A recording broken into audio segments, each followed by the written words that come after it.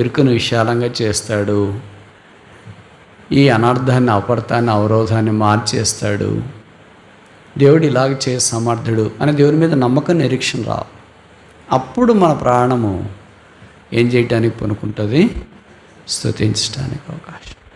మన వైపు మనం చూసుకున్నప్పుడు, మన పరిస్థితులు చూసుకున్నప్పుడు, మన కుటుంబాలు, మన చుట్టూ ఉన్న వ్యవస్థ చూసుకున్నప్పుడు మనకెప్పుడు అలాగే అనిపిస్తుంది.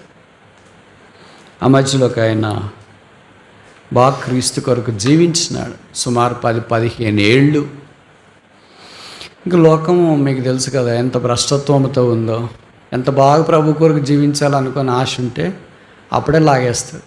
అంటే లోకం మీద నేను ఆరోపణ ఎందుకు చేస్తారు బ్రదర్, మనం బాగుంటే కదా అనుకో. అది కూడా పాయింటే, కానీ మనం కూడా బలహీనమే కదా. ఒకసారి గెలిచినా ఇంకోసారి గెలిచినా ఓడిపోయేదాకా లాగుతూనే ఉంటాడు సాతాను. అలాగూ లోకం కొరకు జీవించడం, ఇంకా ప్రభు కొరకు జీవించడం చేత కాదు, ఇంకా లోకంలో కలిసిపోవాలనుకొని పాస్టర్ గారి దగ్గరికి వెళ్ళాడంట. ఆదివారం సాయంకాలం, పాస్టర్ గారు మీ దగ్గరికి వచ్చాను, ఒక విషయం చెప్పి ప్రార్థన చేయించుకోవాలని. ఆ పాస్టర్ గారు ఏదో బాధల్లో ఉన్నాడేమో అది ఇది అనుకుని సరే చెప్పు అన్నాడంట.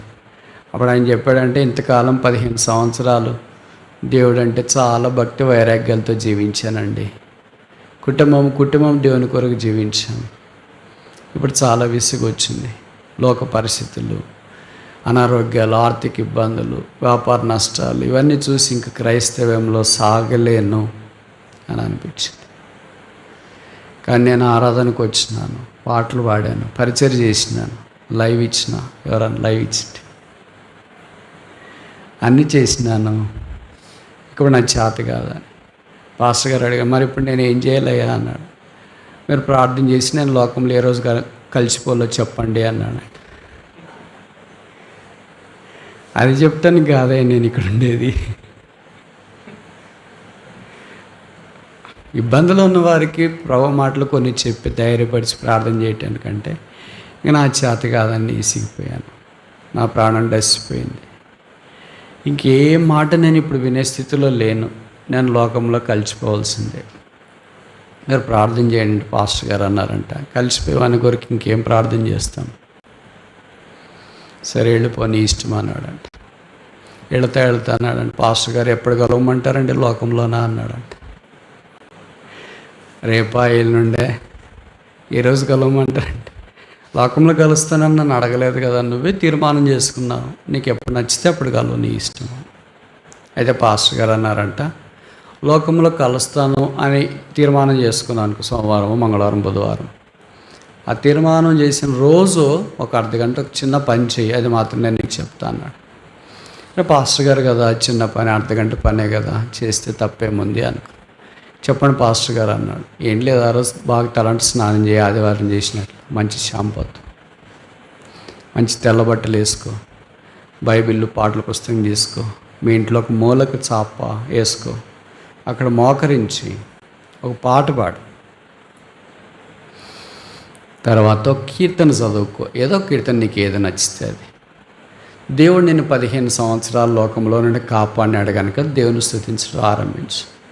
ఆ తర్వాత నీకు ఇష్టం వచ్చింది చేసుకో. పాస్టర్ గారు ఇంత కొద్దాగా చెప్పాడు కదా, చేయకపోతే ఎలాగ ఉంటుంది అని అనుకున్నాడు. సోమవారం కలుస్తాం అనుకున్నాడు అనుకో, లోకంలో, ప్రభుల్లో కాదు. బాగా తెల్లంట స్నానం చేసినాడు, లోకం అంటే ఎక్కువ ఆశ వచ్చింది అనుకుంటా. మంచి తెల్ల బట్టలు వేసుకున్నాడు, పాటల పుస్తకము, బైబిల్ తీసుకొని, చాప తీసుకొని ఒక మూల.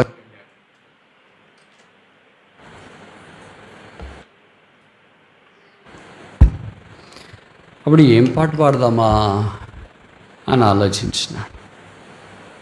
అప్పుడు మనం ఉదయం పాడాము, యెహోవాను గానము చేసి యుద్ధాశూరుడైన యెహోవా, ఆ పాట పాడడం ఆరంభించాడు.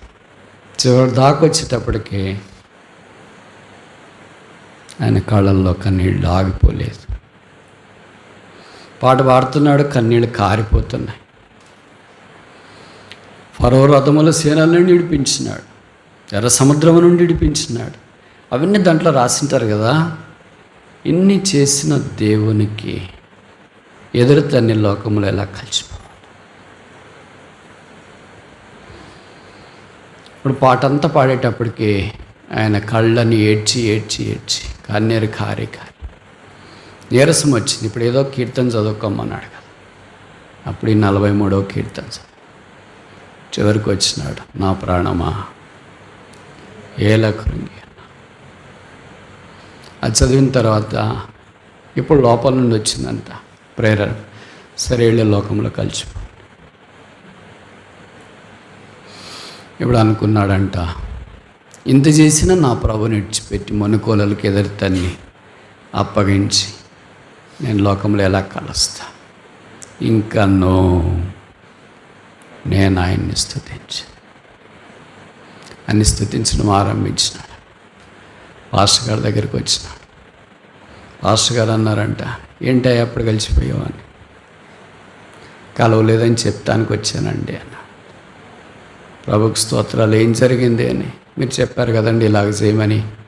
అదే కాలం లేచి తలాంటి స్నానం చేసుకుని తెల్ల బట్టలు వేసుకొని బైబిల్ పాటల పుస్తకం పట్టుకొని మీ ఇంట్లో మూలకో చాప వేసుకొని ఒక పాట పాడి ఒక కీర్తన చదువుకొని ప్రభును స్తుతించిన తర్వాత నీ ఇష్టమేమని చేసుకున్నారు కదండి. ఆ పాట పాడేటప్పుడే నా హృదయం కరిగి బద్దలైపోయింది. ఇంక నేనేం చేయలేకపోయాను. కీర్తన చదివేటప్పటికే నా హృదయం అంతా ప్రవాహం వల్లే మెల్ట్ అయిపోయింది, కరిగిపోయింది. ఆ ప్రభుని విడిచి ఎలాగెళ్తానండి? వెళ్ళలేను.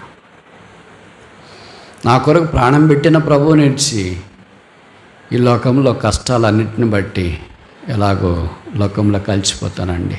వెళ్ళలేను. 15 సంవత్సరాలు నా ప్రభువు వస్తున్నప్పుడు భోజనం పెట్టాడు. బట్టలు లేకుండా దిగంబరిగా ఉన్నప్పుడు బట్టలు ఇచ్చినాడు. నా అనేవాళ్ళు లేనప్పుడు ఒకరిని ఇద్దరిని చేసినాడు, ఇద్దరిని ముగ్గురిని చేసినాడు, ముగ్గురు నలుగురిని చేసినాడు. మందిరంలో పలకరించేవారు లేనప్పుడు దేవుడు నాకు ఇచ్చిన కృపావరాలు ప్రజ్వలింపు చేసి పాటలు పాడే అవకాశం, బాధ్యతలు చూసుకునే అవకాశం, వాక్యం చెప్పే అవకాశం, సువార్త చెప్పే అవకాశం ఇన్ని ఇచ్చినాడు. ఇంతగా నన్ను పరిచర్య కొరకు నియమించిన దేవునికి నేను అవిధేయత ఎలాగో, తిరుగుబాటు ఎలాగో చూపిస్తా? లేదు. ఇంకా నేను ఆయనను ఆవిడ పాస్టర్గా 2 చేతులు ఆయన తల మీద ఉంచి ప్రార్థన చేసి పంపించు. This is the power of thanks giving. స్థితిలో ఉన్న శక్తి ఇది. ఎన్నిసార్లు మనం కూడా లోకంలో కలిసిపోవాలి, ఇంక చేత కాదు. ఇంకెంతకాలం ఈత్తం ఇది కఠోరంగా ఉంది. సంసార బాధ్యతల కంటే క్రైస్తవ బాధ్యత ఇంత కష్టంగా ఉంది. అక్కడ ప్రభువుకు నమ్మకంగా ఉండలేకపోతున్నాం, ఇక్కడ లోకాన్ని పూర్తిగా అనుభవించలేకుండా పోతున్నాం. అక్కడ ఒక రకంగా, ఇక్కడ ఒక రకంగా. ఎంతకాలం ఇలాగ ఉండాలా? ఇంకా కాదు ప్రభువా అని తీర్మానం చేసుకున్నప్పుడు ఆ శిల వైపు చూడగానే తల మీద ముళ్ళ కిరీటం, ముఖం మీద ఉమ్మి, చేతుల మీద మేకులు, దేహమంతా కూడా దెబ్బలు, ప్రక్కలో బల్లెపోచు, కాళ్ళలో మేకులు. ఇది నీ కొరకు కాదా?